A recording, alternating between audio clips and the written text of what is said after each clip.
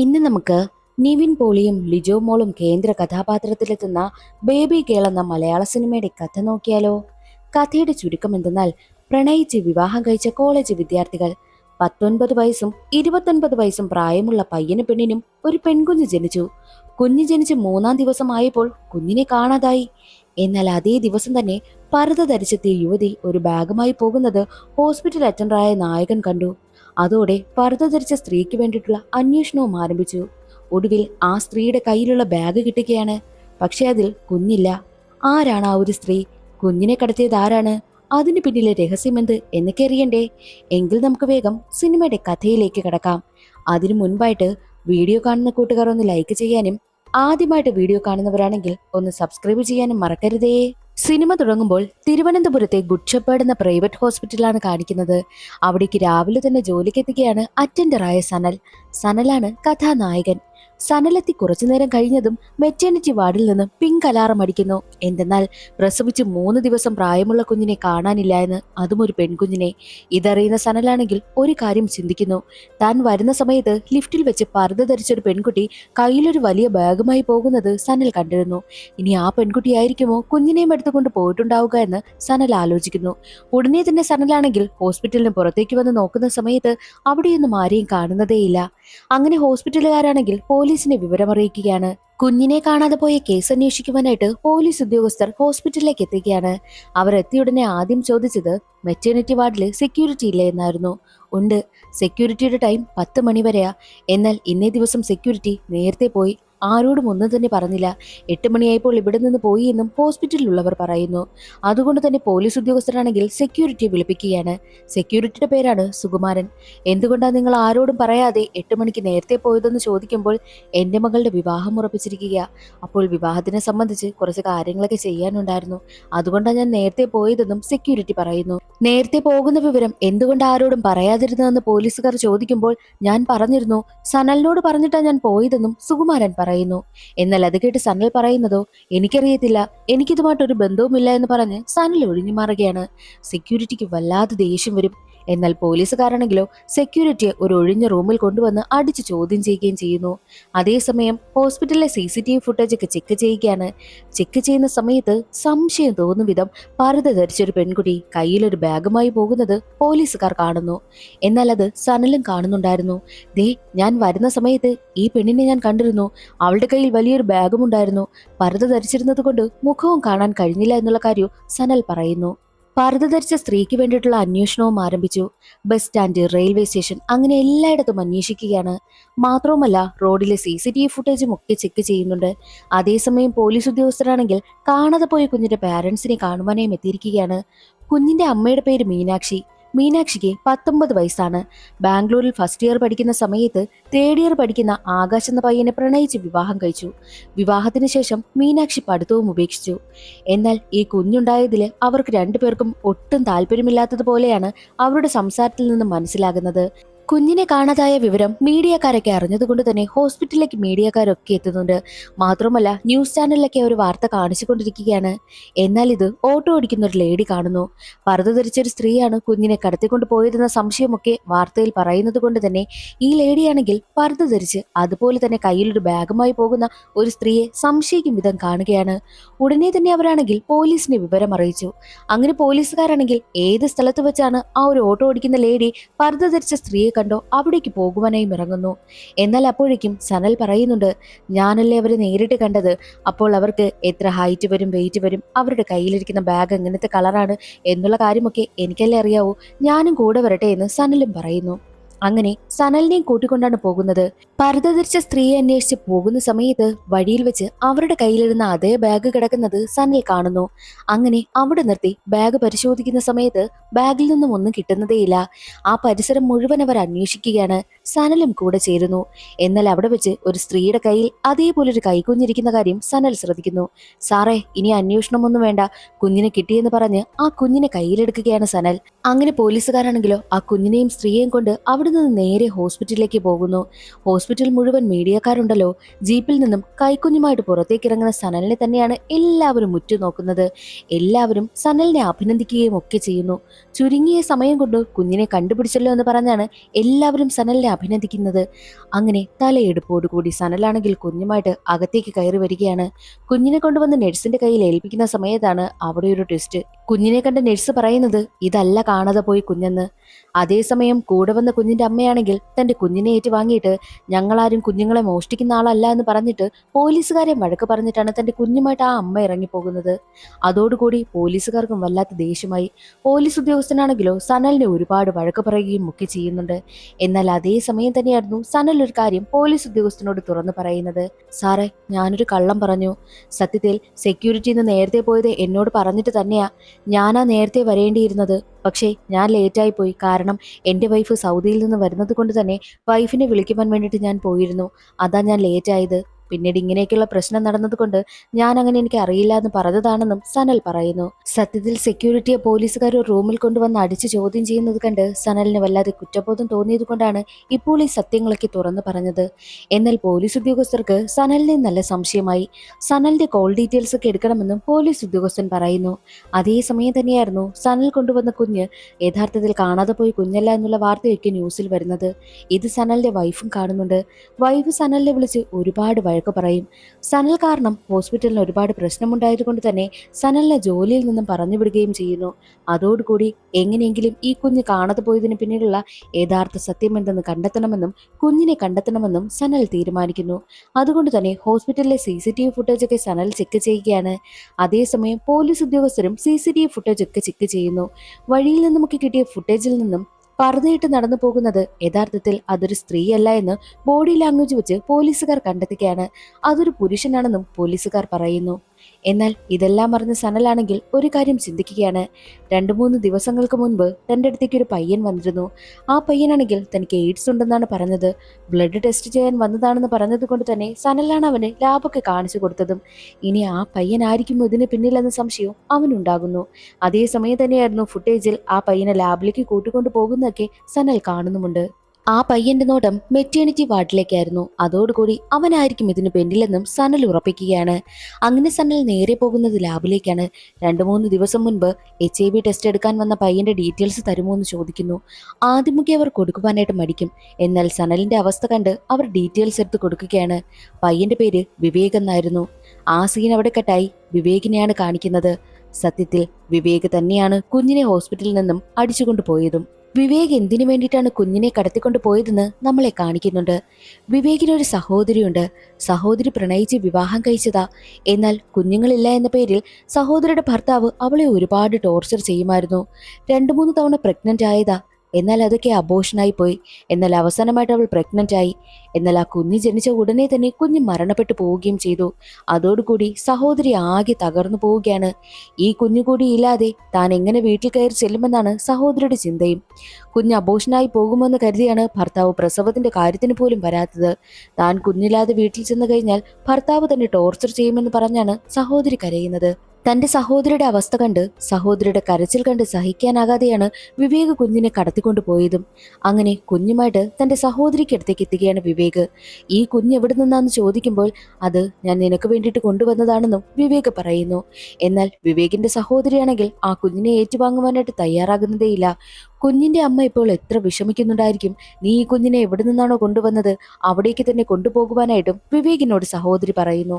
എന്നാൽ വിവേക് പറയുന്നത്, കുഞ്ഞുമായി ഞാൻ ഇറങ്ങുന്ന സമയത്ത് അളിയനെ വിളിച്ചിട്ട് കുഞ്ഞിനെയും ചേച്ചിയും കൊണ്ട് ഞാൻ വരുന്നുവെന്ന് പറഞ്ഞിരുന്നു. ഇനി എങ്ങനെയാ കുഞ്ഞില്ലാതെ നീ വീട്ടിലേക്ക് പോകുന്നതെന്നും സഹോദരിയോട് വിവേക് ചോദിക്കുകയാണ്. അതേസമയം തന്നെയായിരുന്നു സഹോദരി അതിനെപ്പറ്റി ചിന്തിക്കുന്നതും കരഞ്ഞുകൊണ്ടിരുന്ന കുഞ്ഞിനെ പാല് കൊടുക്കുന്നതും. എന്നാൽ ഇവർ സംസാരിക്കുന്നതൊക്കെ ഒരു ബസ് സ്റ്റാൻഡിന്റെ പരിസരത്ത് വെച്ചായിരുന്നു. അതേസമയം തന്നെയായിരുന്നു സനലും പോലീസ് ഉദ്യോഗസ്ഥരും ചേർന്ന് കുഞ്ഞിനെ അന്വേഷിച്ചെത്തുന്നതും. അപ്പോഴാണ് സനലിന് ആ ഒരു ബാഗ് കിട്ടുന്നത്. എന്നാൽ വിവേകാണെങ്കിൽ തന്റെ പർദ്ദയെല്ലാം ഊരി ചേച്ചിയുടെ ബാഗിൽ സുരക്ഷിതമായി വെക്കുന്നുണ്ട്. പോലീസുകാർ കുഞ്ഞിനെ അന്വേഷിച്ച് നടക്കുന്നതും വിവേക് ഉപേക്ഷിച്ചിട്ട് പോയ ബാഗ് പോലീസുകാർ കണ്ടെത്തുന്നതുമൊക്കെ വിവേക് കാണുന്നുണ്ടായിരുന്നു. അതോടുകൂടി ടെൻഷനായ വിവേകും ചേച്ചിയും ചേർന്ന് കുഞ്ഞിനെ ഒരു ബസ് സ്റ്റാൻഡിൽ തന്നെ വെച്ച് കിടത്തുവാനായും തീരുമാനിക്കുകയാണ്.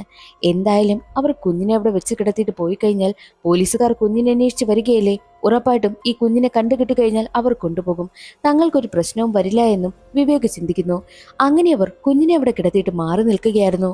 അതേ സമയമായിരുന്നു സനൽ അവിടെ ഉണ്ടായിരുന്ന ഒരു അതിഥി തൊഴിലാളിയുടെ കുഞ്ഞിനെ എടുത്തുകൊണ്ട് പോകുന്നതും വിവേകും ചേച്ചിയും കാണുന്നത്. പോലീസുകാർ പോയ ഉടനെ തന്നെ കുഞ്ഞിനെ കിടത്തിയിരുന്നിടത്തേക്ക് രണ്ടുപേരും എത്തുകയാണ്. എന്നാൽ അവിടെയാണ് അടുത്തൊരു ട്വിസ്റ്റ്. അവർ വെച്ച് കിടത്തിയിട്ട് പോയ കുഞ്ഞിനെ കാണാനില്ല, മറ്റാരോ കുഞ്ഞിനെ കൊണ്ടുപോയിരിക്കുന്നു. വിവേകും ചേച്ചിയും വല്ലാതെ ടെൻഷനാകുവാനായും തുടങ്ങി. ആ സീൻ അവിടെ കട്ടായി ഹോസ്പിറ്റലിലുള്ള സനലിനെയാണ് കാണിക്കുന്നത്. സനലിനിപ്പോൾ വിവേകിന്റെ ഡീറ്റെയിൽസ് ഒക്കെ കിട്ടിയിരിക്കുകയാണല്ലോ. രജിസ്റ്ററിലുള്ള വിവേകിന്റെ നമ്പറിലേക്ക് സനൽ കോൾ ചെയ്തു നോക്കുന്നു. എന്നാൽ ആ ഒരു നമ്പർ ഫേക്ക് ആയിരുന്നു. അതോടുകൂടി സനലിന്റെ സംശയം ഉറപ്പായി. ലാബിലേക്ക് എത്തിയ സനൽ വിവേക് പേയ്മെന്റ് നടത്തിയത് എങ്ങനെയാണെന്ന് ചോദിക്കുമ്പോൾ ഗൂഗിൾ പേ വഴിയാണെന്ന് അറിയുന്നു. അങ്ങനെ റിസപ്ഷനിലെത്തി വിവേക് ഗൂഗിൾ പേ ചെയ്ത നമ്പരും എടുക്കുകയാണ് സനൽ. മറ്റൊരു വശത്ത് വിവേകിനെയും ചേച്ചിയും കാണിക്കുന്നു. വീട്ടിലേക്ക് പോകാമെന്ന് വിവേക് പറയുമ്പോഴോ തനിക്ക് വീട്ടിൽ പോകാൻ പറ്റില്ല എന്നും താൻ അവിടെ അനുഭവിക്കുന്ന അവസ്ഥകളും എല്ലാം തുറന്നു പറയുകയാണ്. കുഞ്ഞില്ലാതെ തനിക്ക് അങ്ങോട്ട് ചെന്നു കഴിഞ്ഞാൽ ഭർത്താവും ഭർത്താവിന്റെ വീട്ടുകാരും ചേർന്ന് തന്നെ ടോർച്ചർ ചെയ്യുമെന്ന് പറഞ്ഞ് സഹോദരി കരയുകയാണ്. സഹോദരിയുടെ കരച്ചിൽ കണ്ട് സഹിക്കാനാകാതെ വിവേക് പറയുന്നത് വാ നമുക്കെങ്കിൽ നമ്മുടെ വീട്ടിലേക്ക് പോകാമെന്നായിരുന്നു. എന്നാൽ അവൾക്ക് അങ്ങോട്ടും പോകാൻ കഴിയാത്ത അവസ്ഥയാണ്. എന്തെന്നാൽ അവൾക്ക് ഇഷ്ടമുള്ളൊരു പയ്യനോടൊപ്പമാണ് അവൾ പ്രണയിച്ചിറങ്ങിപ്പോയതും. അതേ തുടർന്ന് അമ്മ മരിക്കുകയുണ്ടായി. എന്നാൽ അമ്മയ്ക്കാണെങ്കിൽ ക്യാൻസർ ആയിരുന്നു. ക്യാൻസർ കാരണമാണ് അമ്മ മരിച്ചതെങ്കിലും വിവേകിന്റെ സഹോദരി ഇറങ്ങിപ്പോയ ഉടനെ തന്നെ അമ്മയുടെ മരണം നടന്നതുകൊണ്ട് അവൾ ഇറങ്ങിപ്പോയതുകൊണ്ടാണ് അമ്മ മരിച്ചതെന്നാണ് ഇന്നും അച്ഛൻ കരുതിയിരിക്കുന്നത്. അതുകൊണ്ട് തന്നെ അവളോട് ഇന്നും അച്ഛൻ മിണ്ടാറേയില്ല. വീട്ടിൽ കയറി ചെല്ലുന്നതിന് അവൾക്കും ബുദ്ധിമുട്ടുണ്ടായിരുന്നു. ഈ ഒരു കാര്യം പറഞ്ഞാണ് അവൾ കരയുന്നതും. അതേ സമയമായിരുന്നു വിവേകിന് സനലിൽ നിന്ന് കോൾ വരുന്നത്. കോള് കാണുന്ന വിവേകാണെങ്കിൽ സനലാണ് വിളിക്കുന്നതെന്ന് മനസ്സിലാക്കി കോളും കട്ട് ചെയ്ത് കളയുന്നു. അപ്പോഴേക്കും സനലിന് വിവേകാണ് ഇതിന് പിന്നിലെന്നും മനസ്സിലായി. ഉടനെ തന്നെ ഹോസ്പിറ്റലിലുണ്ടായിരുന്ന ഒരു പോലീസ് ഉദ്യോഗസ്ഥന്റെ അടുത്തെത്തി കുഞ്ഞിനെ കടത്തിക്കൊണ്ടുപോയ ആളിന്റെ ഫോൺ നമ്പറും ഡീറ്റെയിൽസും കിട്ടിയെന്ന് പറഞ്ഞ് പോലീസ് ഉദ്യോഗസ്ഥനോട് പറയുമ്പോഴോ സനലിനെ വഴക്ക് പറയുകയാണ് ചെയ്തത്. കാരണം ഒരു കുഞ്ഞിനെ എടുത്തുകൊണ്ടുവന്ന് സനൽ കാരണം പോലീസ് ഉദ്യോഗസ്ഥർക്ക് എല്ലാവർക്കും നാണക്കേടായല്ലോ. അതുകൊണ്ട് തന്നെ സനൽ പറയുന്നതൊന്നും ആരും വിശ്വസിക്കില്ല. എന്നാൽ അതേ സമയം തന്നെയായിരുന്നു കാണാതെ പോയ കുഞ്ഞിന്റെ അമ്മയായ മീനാക്ഷിയുടെ അച്ഛന്റെ ഫോണിലേക്ക് ഒരു കോള് വരികയാണ്. വിളിച്ചാൽ പറയുന്നത് നിങ്ങളുടെ കുഞ്ഞ് എന്റെ കൈവശമുണ്ട്. ഞാൻ ആവശ്യപ്പെടുന്ന 30 ലക്ഷം രൂപ നിങ്ങൾ തരികയാണെന്നുണ്ടെങ്കിൽ കുഞ്ഞിനെ ജീവനോട് തരാം. ഞാൻ പറയുന്ന സ്ഥലത്തേക്ക് കാശ് കൊണ്ടുവന്ന് വെക്കണം. പക്ഷേ ഈ ഒരു കാര്യം പോലീസിനെ അറിയിക്കുകയാണെന്നുണ്ടെങ്കിൽ കുഞ്ഞിനെ കൊന്നുകളയുമെന്നും വിരട്ടുകയാണ്. എന്നാൽ അവിടേക്കെത്തിയ പോലീസ് ഉദ്യോഗസ്ഥരോട് മീനാക്ഷിയുടെ അച്ഛനാണെങ്കിൽ ഈ ഒരു വിവരം പറയുന്നു. വിളിച്ച നമ്പർ ട്രേസ് ചെയ്യുവാനായി നോക്കുമെങ്കിലും നടക്കുന്നതേയില്ല. അങ്ങനെ എവിടെയാണോ കാശ് കൊണ്ടുവന്ന് വെക്കുവാനായി പറഞ്ഞത് അതേ സ്ഥലത്തേക്ക് ആ ഒരു സ്ഥലത്തിന്റെ പരിസരത്തൊക്കെ പോലീസ് ഉദ്യോഗസ്ഥർ വേഷം മാറിയും എത്തുന്നു. പൈസ എടുക്കുവാൻ വരുന്ന ആളിനെ കണ്ടെത്തുവാൻ വേണ്ടിയിട്ടാണ് അവർ അങ്ങനെ എത്തിയിരിക്കുന്നത്. എന്നാൽ മറ്റൊരു വശത്ത് വിവേകിനെയും സഹോദരിയുമാണ് കാണിക്കുന്നത്. വിവേകിനൊരു കോള് വരുന്നു. വിവേകിനെ വിളിച്ചത് പോലീസ് സ്റ്റേഷനിൽ നിന്നായിരുന്നു. എത്രയും വേഗം സ്റ്റേഷനിലേക്ക് വരണമെന്നാണ് പറഞ്ഞത്. വിവേക് ആകെ ടെൻഷനായി. എന്തായാലും പോകാതിരുന്നു കഴിഞ്ഞാൽ താനായിരിക്കും ഇതിനു പിന്നിലെന്ന് പോലീസുകാർ കരുതും. അതുകൊണ്ട് തന്നെ എന്തായാലും സ്റ്റേഷനിലേക്ക് പോകാമെന്ന് തീരുമാനിച്ച് വിവേക് ആണെങ്കിൽ സ്റ്റേഷനിലേക്ക് പോകുന്നു. വിവേകിനെ വിളിപ്പിച്ചതെന്നാൽ സനലിനെ സംശയമുള്ളത് കൊണ്ട് തന്നെ സനലിന്റെ ഫോൺ നമ്പർ എല്ലാ പോലീസുകാരും ട്രേസ് ചെയ്യുകയാണല്ലോ. അപ്പോൾ സനൽ അവസാനമായി വിളിച്ചിരിക്കുന്നത് വിവേകിന്റെ നമ്പറിലേക്കും. എന്തിനാണ് വിവേകിനെ സനൽ വിളിച്ചതെന്ന് അറിയുവാൻ വേണ്ടിയിട്ടാണ് പോലീസുകാർ വിളിപ്പിച്ചത്. അതിന് മറുപടിയായിട്ട് വിവേക് പറയുന്നത് താൻ എയ്ഡ്സ് ചെക്ക് ചെയ്യാൻ വേണ്ടിയിട്ട് ഹോസ്പിറ്റലിലേക്ക് പോയിരുന്നു. അതിന്റെ റിസൾട്ട് ആയി കാണും, അത് പറയുവാൻ വേണ്ടിയിട്ടായിരിക്കാം സനൽ വിളിച്ചതെന്നും വിവേക് പറയുന്നു. എയ്ഡ്സ് എന്ന് കേട്ടതും പോലീസ് ഉദ്യോഗസ്ഥർ ഞെട്ടിപ്പോയി. റിസൾട്ട് വാങ്ങാൻ പോകുന്നില്ലേ എന്ന് ചോദിക്കുന്നു. പോകുന്നു എന്ന് പറയുമ്പോൾ എത്രയും വേഗം പോയി റിസൾട്ട് വാങ്ങിക്കുവാനും പോലീസ് ഉദ്യോഗസ്ഥർ പറയുന്നു. ഇനി റിസൾട്ട് വാങ്ങാതിരുന്നാൽ അത് പ്രശ്നമായാലോ എന്ന് കരുതി ഉടനെ തന്നെ വിവേകാണെങ്കിൽ തന്റെ സഹോദരിയും കൂട്ടി നേരെ വരുന്നത് ഹോസ്പിറ്റലിലേക്കാണ്. റിസൾട്ട് വാങ്ങുവാൻ വേണ്ടിയിട്ടാണ് എത്തിയിരിക്കുന്നത്. എന്നാൽ സഹോദരിയാണെങ്കിൽ കുഞ്ഞിനെക്കുറിച്ചുള്ള വാർത്തയെല്ലാം മൊബൈൽ വഴി അറിഞ്ഞിരുന്നു. അതുകൊണ്ട് തന്നെ ഞാൻ ഈ ഒരു കാര്യം പോലീസിൽ അറിയിക്കുമെന്ന് പറയുമ്പോൾ ചെന്ന് പറയ്, എന്തായാലും കുഞ്ഞിനെ ഇപ്പോൾ കടത്തിക്കൊണ്ട് പോയിരിക്കുന്ന ആളാണെങ്കിൽ ആ വീട്ടുകാരോട് കാശ് ചോദിക്കുക, ഇനി എന്റെ തലയിൽ അതൊക്കെ ആവട്ടെ എന്ന് ചേച്ചിയോട് വിവേക് പറയുമ്പോൾ ചേച്ചിക്ക് ഒന്നും പറയാൻ മറുപടിയില്ലായിരുന്നു. വിവേക് റിസൾട്ട് വാങ്ങുവാനായി വന്ന വിവരം ലാബിലുള്ള സ്റ്റാഫ് സനലിനെ അറിയിക്കുന്നു. അതേസമയം വിവേക് വന്ന് പെട്ടതോ കാണാതായ കുഞ്ഞിന്റെ അച്ഛനായ ആകാശിന്റെ മുന്നിലുമായിരുന്നു. ആകാശിനെ കണ്ടതും വിവേക് അവിടെ നിന്ന് ഓടി രക്ഷപ്പെടുവാനായി നോക്കും. ആകാശം പിന്നാലെ പോവുകയാണ്. ഇവർക്ക് എങ്ങനെയാണ് പരിചയമെന്നുള്ളത് വഴിയെ മനസ്സിലാകും. ആകാശ് വിവേകിനെ ഓടിക്കുന്നത് ഒരു അഡ്രസ്സ് കൊടുക്കുവാൻ വേണ്ടിയിട്ടായിരുന്നു. പേപ്പറിൽ എഴുതിയ അഡ്രസ്സ് ആകാശ് വിവേകിനെ ഏൽപ്പിക്കും. എന്നാൽ ഇത് സനൽ കണ്ടുകൊണ്ട് വരുന്നു. പക്ഷേ സനൽ വിവേകിനെ പിടികൂടുന്നതിന് മുൻപ് തന്നെ വിവേക് അവിടെ നിന്ന് പോയിരുന്നു. സനലിനിപ്പോൾ ആകാശിനെയും സംശയം തോന്നുകയാണ്. നേരെ CCTV റൂമിലേക്ക് എത്തുകയാണ്. അവിടെ ഉണ്ടായിരുന്ന അഭിലാഷ് എന്ന സ്റ്റാഫിനോട് സനൽ പറയുന്നത് അവർ രാവിലെ കുഞ്ഞിനെ നോക്കുവാനായി പോകുന്ന സമയത്ത് ആകാശ് അവിടേക്ക് വന്നത് ആകാശിന്റെ ഒരു കൂട്ടുകാരന്റെ കാറിലായിരുന്നു. ആകാശ് കാറിൽ വരുന്നതിന്റെ CCTV ഫുട്ടേജ് ഒക്കെ എടുക്കുന്നു. അതിൽ നിന്നും വണ്ടി നമ്പറൊക്കെ സനലിന് കിട്ടുകയാണ്. പക്ഷേ ഈ ഒരു കാര്യം പോലീസുകാരെ അറിയിക്കുവാനായിട്ടുള്ള ധൈര്യം സനലിനില്ല. കാര്യം ഓൾറെഡി സനലിനെ അവർ വാൺ ചെയ്തിരിക്കുകയാണ്. മറ്റൊരു വശത്ത് കിഡ്നാപ്പർ ആവശ്യപ്പെട്ട കാശുമായിട്ട് മീനാക്ഷിയുടെ അച്ഛൻ കിഡ്നാപ്പർ പറഞ്ഞ സ്ഥലത്തേക്ക് പോകുന്നു. ഏത് സ്ഥലത്താണോ കാശ് ഉപേക്ഷിക്കാനായി പറഞ്ഞത് അവിടെ തന്നെ കാശ് ഉപേക്ഷിച്ചിട്ട് പോവുകയാണ്. എന്നാൽ പോലീസുകാരെല്ലാവരും വേഷം മാറി നിൽക്കുകയായിരുന്നല്ലോ.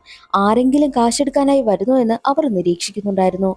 എന്നാൽ കാശിരിക്കുന്ന സ്ഥലത്തേക്ക് ഒരു മനുഷ്യൻ ഇറങ്ങി വരുന്നതായിട്ട് പോലീസുകാർ കാണുകയാണ്. അതേ സമയം തന്നെയായിരുന്നു വിവേക് ആകാശ് കൊടുത്ത അഡ്രസ്സിലേക്ക് പോകുന്നത്.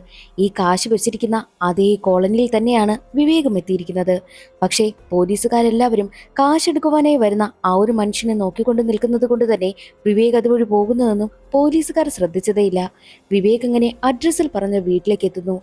അവിടെ ആരും തന്നെ ഉണ്ടായിരുന്നില്ല. അകത്തേക്ക് കയറി ചെല്ലുമ്പോൾ കാണുന്ന കാഴ്ച ആകാശിന്റെ കുഞ്ഞവിടെ ഇരിക്കുന്നതാണ്. അങ്ങനെ കുഞ്ഞിനെയും എടുത്തുകൊണ്ട് വിവേക് അവിടെ നിന്ന് പോകുന്നു. വിവേക് കുഞ്ഞുമായി നേരെ എത്തിയത് തന്റെ സഹോദരിക്കടുത്തേക്കാണ്. കുഞ്ഞിനെ കണ്ടതും സഹോദരി ഞെട്ടിപ്പോകുന്നു. എന്നാൽ മറ്റൊരു വശത്ത് CCTV ടെക്നീഷ്യനായിട്ടുള്ള അഭിലാഷ് ആണെങ്കിൽ സനൽ പറഞ്ഞ കാര്യങ്ങളെല്ലാം പോലീസിനെ അറിയിക്കുകയുണ്ടായി. അങ്ങനെ ആകാശിനെ കൊണ്ടുവന്ന് വിട്ടിട്ട് പോയ ആ ഒരു കാർ ഓടിച്ചിരുന്ന പയ്യനെ കണ്ടെത്തുകയാണ്. അവന്റെ പേര് ആദിദേവ് എന്നായിരുന്നു. അവന്റെ വീടിന് മുന്നിലായിട്ടാണ് കാശ് ഉപേക്ഷിച്ചിരുന്നതും. അതുകൊണ്ട് തന്നെ പോലീസുകാർക്ക് ഇതിനെല്ലാം പിന്നിൽ ആദിദേവ് ആയിരിക്കുമോ എന്ന സംശയമുണ്ടായി. ആദിദേവിനെ കണ്ടെത്തി അവനെ ചോദ്യം ചെയ്യുന്ന സമയത്താണ് പോലീസിനെ പേടിച്ച ആദിദേവ് കാശ് ചോദിച്ചു വിളിച്ചത് താനാണെന്നും കുഞ്ഞ് തന്റെ കൈവശമുണ്ടെന്നും പോലീസുകാരോട് പറയുന്നു.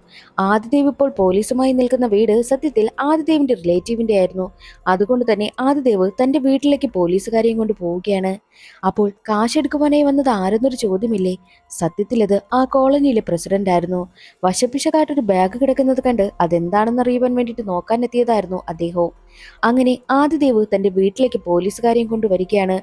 കുഞ്ഞിനെ കാണിക്കുവാനായിട്ട് അകത്തേക്ക് കയറുന്ന സമയത്താണ് കുഞ്ഞവിടെ ഇല്ല എന്നുള്ള കാര്യം ആദിദേവ് മനസ്സിലാക്കിയത്. ആദിദേവും ആകാശും കൂട്ടുകാരായതുകൊണ്ട് തന്നെ അവരെ രണ്ടുപേരെയും പോലീസുകാർ കൊണ്ടുവന്ന് ചോദ്യം ചെയ്യുകയാണ്. അപ്പോഴാണ് ആകാശ് കുറച്ച് കാര്യങ്ങൾ തുറന്നു പറയുന്നത്. സത്യത്തിൽ അന്ന് പോലീസ് ഉദ്യോഗസ്ഥരും സനലും എല്ലാവരും ചേർന്ന് കുഞ്ഞിനെ അന്വേഷിച്ച് പോയ സമയം അവരുടെ പിന്നാലെ ആദിദേവും ആകാശും പോയിരുന്നു. അതേ സമയമായിരുന്നു വിവേകിന്റെയും സഹോദരിയുടെയും കയ്യിൽ ആകാശിന്റെ കുഞ്ഞിരിക്കുന്നതും പോലീസിനെ പേടിച്ച് അവർ കുഞ്ഞിനെ തറയിൽ കിടത്തിയിട്ട് മാറി നിൽക്കുന്നതും ആകാശും ആദിദേവും കാണുന്നത്. അവർ മാറിയ തക്കം നോക്കി തന്നെ കുഞ്ഞിനെ അവർ എടുത്തുകൊണ്ട് പോയി. അതുകൊണ്ട് തന്നെയാണ് പോലീസ് എല്ലാവരും പോയി കഴിഞ്ഞതിന് ശേഷം വിവേകും സഹോദരിയും വന്നു നോക്കിയിട്ട് കുഞ്ഞിനെ കാണാത്തത്. ആകാശ് കുഞ്ഞിനെ ആദിദേവിന്റെ കയ്യിൽ ഏൽപ്പിച്ചിട്ട് ഈ കുഞ്ഞിനെ എവിടെയെങ്കിലും, അതായത് അമ്മ തൊട്ടിലോ വല്ലതും കൊണ്ടുവന്ന് കിടത്തുവാനായിട്ടും ആദിദേവിനെ ഏൽപ്പിക്കുന്നു. എന്നാൽ ഇതിനിടയിൽ ആദിദേവ് കുഞ്ഞിനെ വെച്ചൊരു കളി കളിക്കുകയുണ്ടായി. ഇതെല്ലാം കേട്ടുകൊണ്ടുവന്ന പോലീസ് ഉദ്യോഗസ്ഥരാണെങ്കിൽ, അല്ല, നീ എന്തിനാ കുഞ്ഞിനെ അമ്മത്തൊട്ടിൽ ഉപേക്ഷിക്കുവാനായിട്ട് ആദിദേവിന്റെ കയ്യിൽ ഏൽപ്പിച്ചെന്ന് ചോദിക്കുമ്പോൾ സത്യത്തിൽ തനിക്ക് ഒരു കുഞ്ഞിനോട് ഒട്ടും താല്പര്യമേ ഇല്ലായിരുന്നു. മീനാക്ഷി പ്രഗ്നന്റ് ആയി പോയതുകൊണ്ടാണ് തനിക്ക് അവളെ വിവാഹം കഴിക്കേണ്ടി വന്നത്. വീട്ടുകാർ നിർബന്ധിച്ച് വിവാഹം കഴിപ്പിച്ചത്. എനിക്ക് പക്ഷേ കുഞ്ഞിനോട് ഒട്ടും തന്നെ താല്പര്യമില്ല. അബോർഷൻ ചെയ്യുവാനായിട്ട് നോക്കി. പക്ഷേ അവൾക്ക് കുറച്ച് ഹെൽത്ത് ഇഷ്യൂസ് ഉള്ളത് കൊണ്ട് തന്നെ അബോർഷൻ ചെയ്യുവാനേയും കഴിഞ്ഞില്ല. ഡിവോഴ്സ് കിട്ടണമെങ്കിൽ കുഞ്ഞില്ലെങ്കിൽ എളുപ്പമായിരിക്കുമെന്നും ആകാശ് കരുതി. അതുകൊണ്ടാണ് കുഞ്ഞിനെ ഉപേക്ഷിക്കുവാനായിട്ട് തീരുമാനിച്ചതെന്നും ആകാശ് പറയുന്നു. എന്നാൽ ഇതിനിടയിൽ വെച്ച് കുഞ്ഞിന്റെ അച്ഛനും ചേർന്നാണ് കുഞ്ഞിനെ കടത്തിയതെന്നൊരു വാർത്ത പുറത്തു വരികയാണ്. അതോടുകൂടി പെണ്ണിന്റെ വീട്ടുകാരും പയ്യന്റെ വീട്ടുകാരും തമ്മിൽ വലിയ പ്രശ്നമാകുന്നു. ഹോസ്പിറ്റലാണെന്ന് പോലും നോക്കാതെ അവിടെ വലിയ അടി നടക്കുകയാണ്. ഇതെല്ലാം കാണുന്ന കുഞ്ഞിന്റെ അമ്മയായ മീനാക്ഷിയാണെങ്കിൽ ഹോസ്പിറ്റലിൽ നിന്നും ഡിസ്ചാർജ് വാങ്ങി പോവുകയും ചെയ്തു. അതിനുശേഷം വിവേകിനെയും സഹോദരിയുമാണ് കാണിക്കുന്നത്. കുഞ്ഞിനെ തിരിച്ചു കിട്ടിയ സഹോദരിക്ക് സ്വന്തം കുഞ്ഞിനെ തിരിച്ചു കിട്ടിയ ഒരു സന്തോഷമായിരുന്നു. എന്തായാലും ഈ കുഞ്ഞിനെ അതിന്റെ അമ്മയെ തന്നെ ഏൽപ്പിക്കണമെന്നും സഹോദരി പറയുമ്പോഴോ, ഈ കുഞ്ഞിനെ ഇപ്പോൾ രണ്ടാമത്തെ തവണയാണ് നമ്മുടെ കയ്യിൽ കിട്ടുന്നത്. ഈ കുഞ്ഞിനെ നമുക്ക് തന്നെ വളർത്താമെന്നും സഹോദരൻ പറയുന്നു. എന്നാൽ അതിന് സഹോദരി കൂട്ടാക്കുന്നതേയില്ലായിരുന്നു. അതേ സമയം തന്നെയായിരുന്നു സഹോദരിക്ക് തന്റെ ഭർത്താവിൽ നിന്ന് കോള് വരുന്നത്. അല്ല, നീ കുഞ്ഞുമായിട്ട് എവിടെയാ? ഇത്രയും നേരമായിട്ട് കണ്ടില്ലല്ലോ. നീ നിന്റെ സഹോദരനൊപ്പമോ അതോ വേറെ ആർക്കെങ്കിലും ഒപ്പമോ എന്ന് വല്ലാതെ മോശമായിട്ടുള്ള രീതിയിൽ സംസാരിക്കുന്നു. ഇത്രയും നാള് ഭർത്താവ് പറയുന്നതെല്ലാം കേട്ട് മിണ്ടാതിരുന്ന സഹോദരിയാണെങ്കിൽ ഇത്തവണ പ്രതികരിക്കുകയാണ്. ഞാൻ എന്തായാലും ഇനി അങ്ങോട്ട് വരുന്നില്ല. എന്റെ കുഞ്ഞുമായിട്ട് ഞാൻ എവിടെയെങ്കിലും പോയി ജീവിച്ചോളാം. ഇനി എന്നെ ശല്യം ചെയ്തു കഴിഞ്ഞാൽ എന്റെ ദേഹത്തുള്ള മുറിവും നിങ്ങൾ ചെയ്ത എല്ലാ ക്രൂരകൃത്യങ്ങളും ഞാൻ പോലീസിനെ അറിയിക്കുമെന്നും അവൾ പറഞ്ഞ് ഭീഷണിപ്പെടുത്തുന്നു. അതോടുകൂടി ഭർത്താവിന് എന്ത് ചെയ്യണമെന്നറിയാത്ത അവസ്ഥയായി. അങ്ങനെ വിവേകാണെങ്കിൽ തന്റെ സഹോദരിയെ പറഞ്ഞ് മനസ്സിലാക്കി വീട്ടിലേക്കാണ് കൂട്ടിക്കൊണ്ടു പോകുന്നതും. പക്ഷേ സാധാരണ ഒരു മകൾ ഒളിച്ചോടിപ്പോയി കുഞ്ഞുമായിട്ട് തിരികെ കയറി വന്നാൽ വീട്ടുകാരൊക്കെ സ്വീകരിക്കുകയല്ലേ പതിവ്. പക്ഷേ വിവേകിന്റെ സഹോദരിയെ വീട്ടിൽ കയറുവാൻ പോലും അച്ഛൻ സമ്മതിച്ചതേയില്ല. ആകെ പ്രശ്നം നടക്കുകയാണ്. നാട്ടുകാരെല്ലാവരും എന്താണ് പ്രശ്നമെന്നറിയുവാൻ വേണ്ടിയിട്ട് അവിടെ തടിച്ചുകൂടി നിൽക്കുന്നു. എന്നാൽ അവിടേക്ക് സനലും എത്തുന്നുണ്ട്. ഈ പ്രശ്നങ്ങളെല്ലാം സനലും ശ്രദ്ധിക്കുകയാണ്. അപ്പോഴാണ് വിവേകിന്റെ യഥാർത്ഥ പേര് ഋഷി എന്നാണെന്നും സഹോദരിയുടെ യഥാർത്ഥ പേര് ഋതു എന്നാണെന്നും സനൽ അറിയുന്നത്. വിവേക് എന്നത് ഹോസ്പിറ്റലിൽ കൊടുത്ത കള്ളപ്പേരാണെന്നുള്ള കാര്യവും സനലിന് മനസ്സിലായി. അങ്ങനെ ഋഷി ഋതുവിനെ കൂട്ടി അവിടെ നിന്ന് പോവുകയാണ്. അവരെ ഫോളോ ചെയ്ത് സനലും ഉണ്ടായിരുന്നു. ഇനി എവിടേക്കാ പോകുന്നതെന്ന് ഋതു തീരുമാനിച്ചിട്ടുണ്ടായിരുന്നു. ഋതുവിന്റെ കൽക്കട്ടയിലുള്ള ഫ്രണ്ടിന്റെ അടുത്തേക്കാണ് ഋതു പോകുവാനായി തീരുമാനിച്ചിരിക്കുന്നതും. എന്നാൽ അത് കേട്ട് ഋഷി പറയുന്നത്, ഈ ചെറിയ കുഞ്ഞിനെ കൊണ്ട് നീ അവിടെ പോയി എന്ത് ചെയ്യാനാന്ന് ചോദിക്കുമ്പോൾ അതൊന്നും അറിയില്ല. ഇനിയും ഇവിടെ നിന്ന് കഴിഞ്ഞാൽ കുഞ്ഞിനെ എനിക്ക് നഷ്ടമാകുമെന്നും ഋതു പേടിച്ചിരുന്നു. അങ്ങനെ അവളാണെങ്കിൽ കൽക്കത്തയിലേക്ക് പോകുവാൻ വേണ്ടിയിട്ട് ടിക്കറ്റും ബുക്ക് ചെയ്യുകയാണ്. നിർഭാഗ്യവശാൽ ഋതുവിന്റെ മെയിൽ ഐ ഡി അവളുടെ ഹസ്ബൻഡിന്റെ ഫോണിലും ഓണായതുകൊണ്ട് തന്നെ ഋതു ട്രെയിൻ ടിക്കറ്റ് ബുക്ക് ചെയ്തതിന്റെ കൺഫർമേഷൻ ഹസ്ബൻഡിന്റെ ഫോണിലും വരുന്നു. അതോടുകൂടി ഋതു കൽക്കത്തയിലേക്ക് പോവുകയാണെന്നുള്ള കാര്യം ഹസ്ബൻഡിന് മനസ്സിലായി. എന്നാൽ ഇവരെ ഫോളോ ചെയ്ത് സനലുണ്ടല്ലോ, പോലീസുകാർക്ക് സനലിനെ സംശയമുള്ളത് കൊണ്ട് തന്നെ സനലിനെയും ട്രേസ് ചെയ്യുകയായിരുന്നു. എന്നാൽ അതേസമയം തന്നെയായിരുന്നു സനൽ ഋതുവിന്റെ കയ്യിൽ ഒരു ചെറിയ കുഞ്ഞിരിക്കുന്ന കാര്യവും കാണുന്നത്. ഉടനെ തന്നെ സനലാണെങ്കിൽ ഹോസ്പിറ്റലിലെ സ്റ്റാഫിനെ വിളിച്ചിട്ട് ഈ ഹോസ്പിറ്റലിലോ അതോ പരിസരത്തുള്ള ഏതെങ്കിലും ഹോസ്പിറ്റലിൽ ഋതു എന്ന പേരിൽ ഏതെങ്കിലും പേഷ്യന്റ് പ്രസവിച്ചിട്ടുണ്ടോ എന്നുള്ള കാര്യം ചോദിക്കുന്നു. ഋതു എന്ന പേരിൽ ഏതെങ്കിലും പെൺകുട്ടി പ്രസവിച്ചോ എന്നുള്ള കാര്യം അന്വേഷിക്കുവാനായിട്ടും പറയുന്നു. അങ്ങനെ കുറച്ചു കഴിഞ്ഞതും ആ സ്റ്റാഫ് തിരികെ വിളിക്കുകയാണ്. അടുത്തുള്ള ഹോസ്പിറ്റലിലെ ഇന്നലെ ഉച്ചയ്ക്ക് 2 മണിയോടുകൂടി ഋതു എന്നൊരു പെൺകുട്ടി പ്രസവിച്ചിരുന്നു. പക്ഷേ കുഞ്ഞ് ചാപിള്ളയായിരുന്നു. അതായത് പ്രസവത്തിന് മുൻപേ കുഞ്ഞ് മരിച്ചിരുന്നു. അത് കേട്ടതും ഋതുവിന്റെ കയ്യിലിരിക്കുന്ന കുഞ്ഞ് കാണാതെ പോയ കുഞ്ഞാണെന്നുള്ള കാര്യവും സനലിന് മനസ്സിലായി. അങ്ങനെ സനലാണെങ്കിൽ ഋതുവിനെയും ഋഷിയെയും ഫോളോ ചെയ്യുകയാണ്. ഋഷി അവരെയും കൊണ്ട് നേരെ പോകുന്നത് റെയിൽവേ സ്റ്റേഷനിലേക്കുമായിരുന്നു. എന്നാൽ ഒരു ഘട്ടത്തിൽ ഋതുവിന് കുടിക്കുവാൻ വേണ്ടിയിട്ടുള്ള വെള്ളം വാങ്ങുവാനായിട്ട് അവരെ കാറിലിരുത്തിയിട്ട് ഋഷി പുറത്തേക്ക് വരികയായിരുന്നു. കടയിൽ കയറിയ സമയത്തായിരുന്നു ഋഷിയെ ഫോളോ ചെയ്ത് സനൽ എത്തിയതും. സനലിനെ കണ്ടതും ഋഷി അവിടെ നിന്നും ഓടി രക്ഷപ്പെടുകയാണ്. എന്നാൽ സനലിനെ ഫോളോ ചെയ്ത് പോലീസ് ഉദ്യോഗസ്ഥരും ഉണ്ടായിരുന്നല്ലോ. സനൽ ഉടനെ തന്നെ പോലീസുകാരോട് പറയും, ദേ അവനെ പിടിക്കണം, അവനാണ് ഇതിനെല്ലാം പിന്നിലെന്ന് പറഞ്ഞത് കൊണ്ട് തന്നെ പോലീസുകാരും ഋഷിയുടെ പിന്നാലെ പോകുന്നു. ഋഷി മാസ്ക് വെച്ചത് കൊണ്ട് തന്നെ പോലീസുകാർക്ക് അവനെ മനസ്സിലായതേയില്ലായിരുന്നു. ഋഷി നേരെ വന്ന് ക്രിസ്മസ് ആഘോഷം നടക്കുന്ന ആൾക്കൂട്ടത്തിനിടയിലേക്ക് കയറി. അതോടുകൂടി പോലീസുകാർക്ക് അവനെ കണ്ടെത്താൻ കഴിയാതെയായി. അതേ സമയമായിരുന്നു ഋതുവിന്റെ കോള് വരുന്നത്. ഞങ്ങൾ രണ്ടുപേരും സേഫായിട്ട് ട്രെയിനിൽ കയറി എന്നായിരുന്നു അവൾ വിളിച്ച് പറഞ്ഞത്. അതോടുകൂടി ഋഷിക്ക് ഒരുപാട് സമാധാനമായി. എന്നാൽ അതേ സമയം തന്നെയായിരുന്നു ഋതുവിനെ അന്വേഷിച്ച് ഋതുവിന്റെ ഹസ്ബൻഡും അതേ ട്രെയിനിൽ കയറുന്നത്.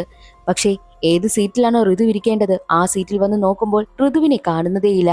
അവിടെയാണ് മറ്റൊരു ട്വിസ്റ്റ്. എന്തെന്നാൽ ഋതുവിനെ ട്രെയിൻ ടിക്കറ്റ് ബുക്ക് ചെയ്തതിന് ശേഷമാണ് തന്റെ മെയിൽ ഐ ഡി ഹസ്ബൻഡിന്റെ ഫോണിൽ ഓണായിരിക്കുന്നല്ലോ എന്നുള്ള കാര്യം ഓർമ്മ വന്നതും ഋതു ഋഷിയുടെ ഫോണിൽ നിന്നും മറ്റൊരു ടിക്കറ്റ് ബുക്ക് ചെയ്തിരുന്നു. ആ ട്രെയിനിലാണ് ഋതു ഇപ്പോൾ കുഞ്ഞിനെയും കൊണ്ട് പോകുന്നത്. ഭർത്താവിന്റെ കയ്യിൽ നിന്നും ഋതു രക്ഷപ്പെട്ടെങ്കിലും സനലിന്റെ കയ്യിൽ നിന്നും ഋതുവിന് രക്ഷപ്പെടാനായില്ല. സനൽ പോലീസുകാരെ വിളിച്ചിട്ട് ഹോസ്പിറ്റലിൽ നിന്ന് കാണാതായ കുഞ്ഞ് ഇപ്പോൾ തന്റെ കൺമുന്നിലുണ്ട്, അടുത്ത സ്റ്റേഷനിൽ വന്നു കഴിഞ്ഞാൽ കുഞ്ഞിനെ കൊണ്ടുപോകാമെന്നും സനൽ പോലീസുകാരോട് പറഞ്ഞു. ഉടനെ തന്നെ പോലീസുകാരാണെങ്കിൽ അടുത്ത സ്റ്റേഷനിൽ വന്ന് വെയിറ്റ് ചെയ്യുകയാണ്. അങ്ങനെ ട്രെയിനും അടുത്ത സ്റ്റേഷനിലെത്തി.